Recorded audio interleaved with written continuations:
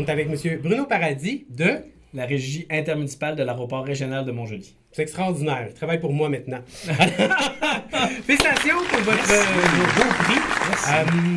C'est très important pour la Chambre de commerce de mettre en lumière les transports dans la région. Oui. Les transports à tous les niveaux, à notre avis, c'est un des enjeux politiques majeurs là, qui devrait être peut-être un petit peu plus supporté, à notre avis, par les politiques, par la population aussi. Donc, en quoi, selon vous, est-ce que l'aéroport de Montjoly, justement, est une présence nécessaire dans le milieu? Déjà, d'entrée de jeu, je dirais que l'aéroport, dont elle passe souvent un peu inaperçu, mais c'est un des plus gros aéroports régionaux au Québec. En fond, si je ne me trompe pas, on est environ le 3e au niveau du transport. Là. Donc, c'est énorme. Là. Avant la COVID, bien sûr, là, on avait près de 70 000 passagers qui avaient passé dans l'année. On est près des records des années 70 où on avait 100 000 passagers qui passaient par Montjoly. Fait qu'on revient là, avec des bons chiffres. Même au mois de juin dernier, on était...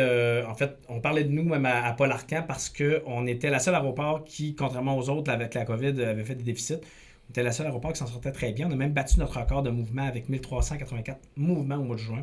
C'est un record là, de la régie parce que depuis 15 ans, maintenant, elle est la propriété des 4 MRC là, de l'Est du Québec. Exact.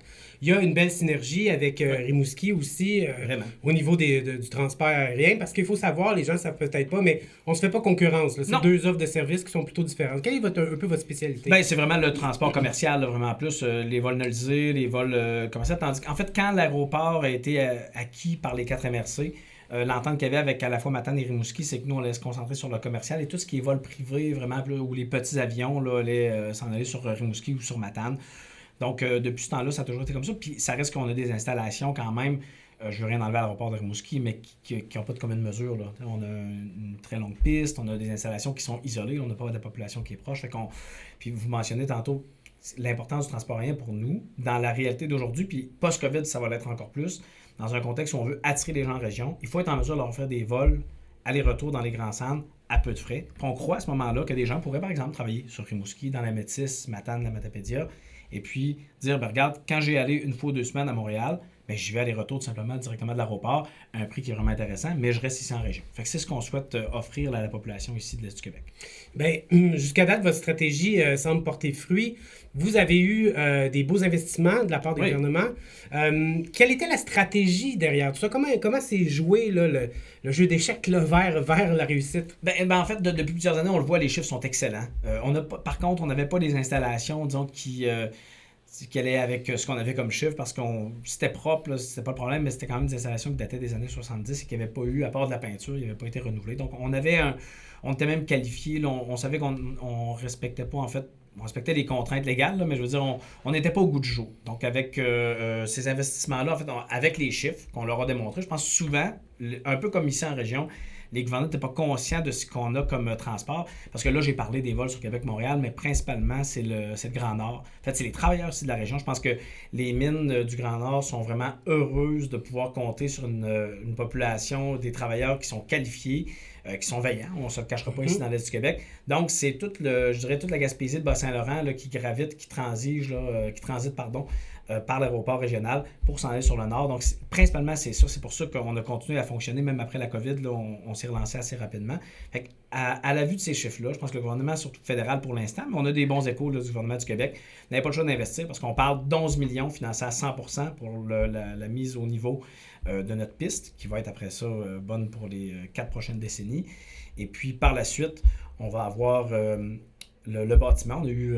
On a un projet de 8 millions, mais on continue à demander là, de l'argent du gouvernement du Québec parce qu'on veut, au total, c'était des projets totalisant 25 millions. Là, on est rendu à 19. On est en mesure, je pense, d'aller chercher ce qui reste. On pense qu'avec ça, on va être en mesure de se positionner là, pour les 20, 30, 40 prochaines années, d'être un acteur majeur dans tout l'Est du Québec pour le transport aérien. Incroyable. À quand une régie régionale pour l'autoroute 20? On a comme l'impression que ça pourrait... En fait, c'était assez impressionnant. Puis d'ailleurs, je suis très honoré d'avoir ce prix-là. Puis je l'ai au nom du conseil d'administration. Puis vous allez tantôt lui parler, mais notre directrice générale fait un travail incroyable depuis qu'elle est en poste. Quand il y a 2 ans, on est allé chercher Chantal, notre directrice générale. Moi, je m'attendais quand même à une bonne embauche, mais je ne m'attendais pas à la qualité de la personne qu'on venait d'aller chercher. Moi, ça fait longtemps que je suis dans des conseils d'administration. C'est à ce jour la meilleure embauche que j'ai jamais faite à vie. C'est impressionnant déjà la charge de travail qu'elle peut...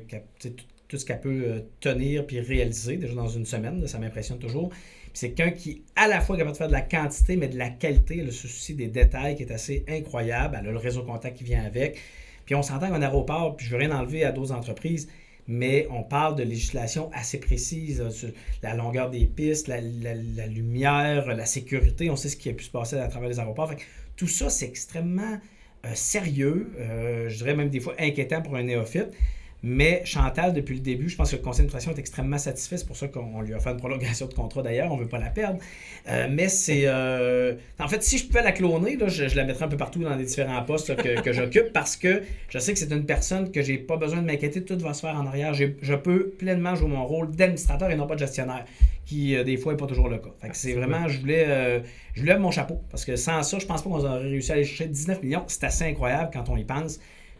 Puis je pense bien qu'on va aller chercher les 25 pour la région. Moi, j'ai jamais vu des projets avancer si vite avec d'aussi bons résultats. Oui, on avait des résultats papier, mais je pense qu'on avait la bonne personne pour venir nous outiller, pour venir les demander. Et puis aussi une personne de confiance parce que les ministères des Transports, que ce soit provincial ou fédéral, sont quand même conscients qu'on a une personne qui est apte à livrer la marchandise puis à s'assurer que l'aéroport va réaliser le travail sur lequel elle doit réaliser. Comme quoi, une directrice générale, hein, c'est très important. Extrêmement important. Là, ça permet des fois à un conseil d'administration de dormir sur leurs deux oreilles. On est avec Chantal Duchesne maintenant de l'aéroport de Montjoly, hein, disons-le simplement.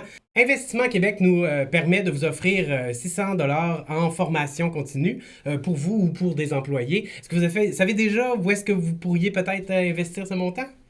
Bien, moi, c'est sûr que je vais rediriger vers les employés parce que, évidemment, c'est la relève, puis j'y crois beaucoup. Puis on veut aller aussi vers des formations au niveau de l'intermodalité, puis des ententes avec, entre autres, la région de Rimouski, c'est sûr. Alors, je vais aller vers ça. Oui. Ben, mais parfait, c'est excellent. On a également, justement, les partenaires de prix qui sont l'UQAR, le Cégep et le Centre de services professionnels. Donc, vous allez pouvoir faire un beau choix là, à l'intérieur de ces écoles-là pour vos employés. Je tenais à vous parler parce que la Chambre de commerce d'industrie Rimouski-Neigette a eu l'occasion d'avoir une discussion avec vous. Et je vous le dis, on est resté marqué par cette discussion-là, par la qualité de vos réalisations, votre compréhension du domaine. Quelle est votre structure de travail? Comment vous voyez l'approche de la gestion générale? Qu'est-ce que vous avez à dire là-dessus? Au niveau de la gestion, c'est de savoir s'entourer d'une bonne équipe. C'est aussi avoir les connaissances, puis avoir le réseau de contacts. Donc, moi, au niveau de la gestion, je travaille beaucoup, donc évidemment, là, à monter les projets donnés par le conseil d'administration cette fois-ci. Mais le but général, quand je suis arrivée à l'aéroport de Montjoly, que j'ai vu le beau potentiel, c'est d'avoir une mobilité complète sur le territoire. Il n'y a rien de plus près que les modes de transport. Donc, que ce soit au niveau de l'aviation, des autocars, des gares ou même des ports, on est tous intimement reliés. Alors, pour moi, c'est important là, de pouvoir faire bénéficier à la région, d'avoir une mobilité complète sur le territoire. Puis, je crois vraiment que c'est ce qui va propulser l'aéroport régional à un autre niveau. D'où ça vous est venu, cette vision-là, cette idée-là, que c'est important, l'intermodalité, puis justement de développer sur tout le territoire? C'est quelque chose qui se fait ailleurs ou... Oui, tout à fait. Alors, moi, j'ai commencé en Abitibi-Témiscamingue, puis j'ai été là dans les grands développements des mines dans le Grand Nord, mais aussi au niveau des compagnies autochtones comme Air Québec. Alors, des petits villages de 350 personnes, puis qui n'avaient pas d'autre choix que de voyager en avion. On a vu Air Québec prendre sa propre compagnie aérienne en main, puis pouvoir donner un service fiable et rentable. Alors, je rappelle, c'est une des compagnies qui est la plus rentable dans tout le domaine de l'aviation. Alors, de l'expérience que j'ai acquise, bien évidemment, j'ai envie de renouveler, de refaire le même parcours, puis d'apporter à la région un beau service au niveau du transport aérien, mais aussi au niveau de la région complète. Alors, c'est sûr qu'il n'y a pas des aéroports dans toutes les villes, mais il y a moyen de se rendre à l'aéroport, par contre. Mais en tout cas, aller chercher des millions de dollars pour le développement régional ici de notre région, je pense qu'on vous doit un gros merci. Vraiment, félicitations. Puis là, c'est un peu dommage parce qu'on ne peut pas être en présentiel, mais il y aurait du monde qui vous applaudirait, là. Ça serait fou. Donc, un gros merci pour le travail que vous avez fait, puis on va continuer à vous suivre. Moi, je veux juste remercier encore une fois les gens d'avoir fait confiance. Écoutez, il n'y a pas une heure qui est ménagée dans la journée pour essayer d'apporter ce que les gens de la région méritent vraiment, c'est-à-dire avoir un bel aéroport à leur image. Puis dans les prochaines années, c'est ce qu'on va faire encore. Merci. Merci.